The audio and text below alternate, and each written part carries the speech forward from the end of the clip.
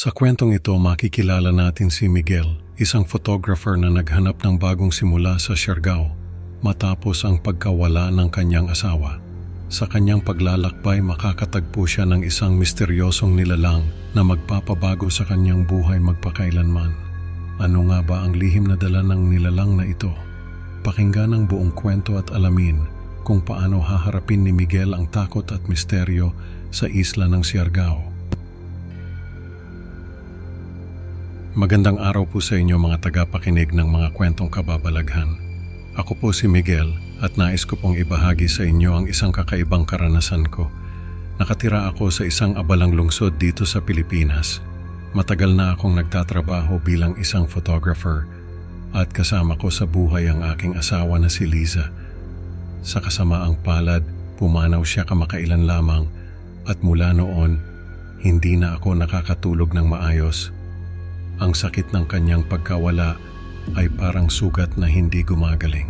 Kaya't napagdesisyonan kong magbago ng kapaligiran at maghanap ng bagong simula.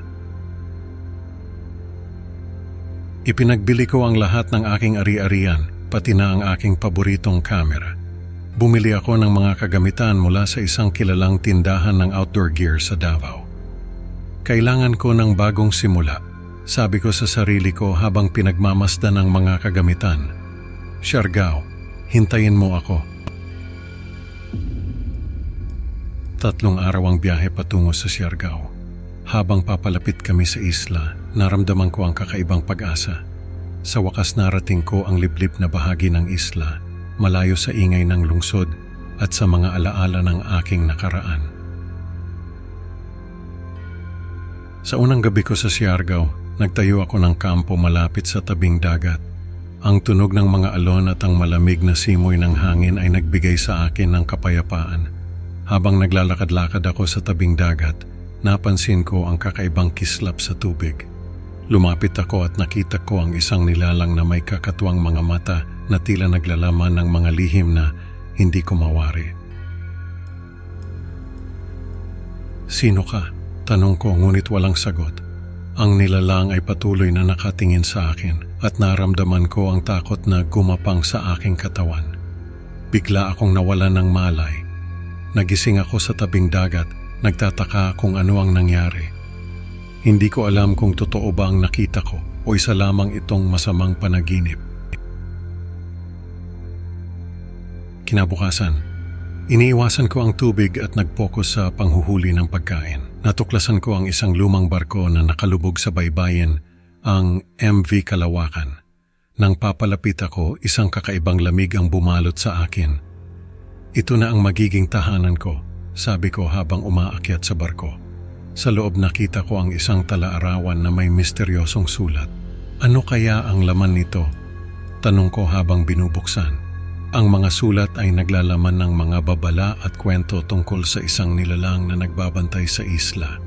Habang binabasa ko ang mga pahina, isang puwersa ang sumisiksik sa aking isipan, pinipilit akong maniwala sa mga kwento. Ang takot ay muling sumakop sa akin. Kailangan kong malaman ang katotohanan tungkol sa nilalang na ito. Sa gabi ring yon, muling lumitaw ang nilalang. Isang hindi maipaliwanag na puwersa ang nagtulak sa akin na lumuhod dito. Nawalan ako ng malay. Pagkagising ko, marumi na ang tubig at nawawala na ang MV Kalawakan. Nasa panganib ako. Kailangan ko ng iwan ng Siargao. Sa pagmamadali kong mag-impake, ang mga bulong ng hangin ay tila tinatawag ako pabalik sa dagat. Kailangan kong umalis dito, sabi ko habang binabalot ang aking mga kagamitan. Ang mga babala sa talaarawan ay nagiging katotohanan at ang nilalang ay lalong nagiging mapanganib. Habang lumalayo ako sa tabing dagat, isang malamig na hangin ang yumakap sa akin at ang takot ay patuloy na gumugulo sa aking isipan. Sa aking pagtakas, napagod ako at nagpahinga sa ilalim ng isang puno. Nanaginip ako tungkol sa nilalang na tinatawag ako upang sumama dito. Sa panaginip, nakita ko ang mga imahe ng mga tao na nawawala sa isla, mga kaluluwang nagdurusa sa ilalim ng dagat. Sumama ka sa akin, narinig kong sabi ng nilalang sa aking panaginip. Hindi ko maiwasang magising napawisan at hingal na hingal. Tila totoo ang lahat ng nakita ko. Nagising ako sa aking kampo, hibang sa katotohanang mayroon akong ginising na sinaunang nilalang na nais baguhin ang mundo. Nadama ko na kailangan kong tugunin ang tawag nito mula sa kalaliman. Hindi ako papayag na magtagumpay ka, sabi ko sa sarili ko habang naghahanda sa aking huling pagharap sa nilalang.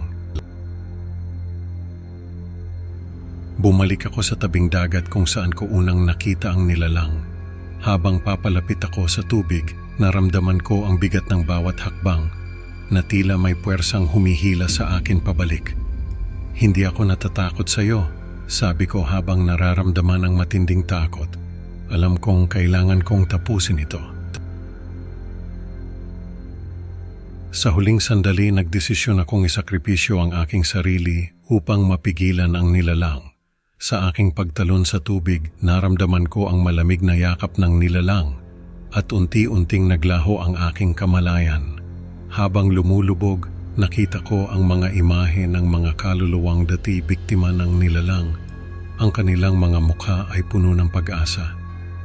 Bago ako tuluyang mawala, isang liwanag na maaaring magdala ng pag-asa sa mga susunod na henerasyon ang aking nasilayan. Ang kwento ni Miguel ay nagpapaalala sa atin na ang mga lihim ng nakaraan ay maaaring magdala ng matinding takot at sakripisyo. Salamat sa pakikinig mga kaibigan. Huwag kalimutang mag-like at mag-subscribe para sa mas marami pang creepy Pinoy stories. Excited na akong makita kayo sa susunod na upload. Hanggang sa muli, mag-ingat sa mga nilalang na nagtatago sa dilim.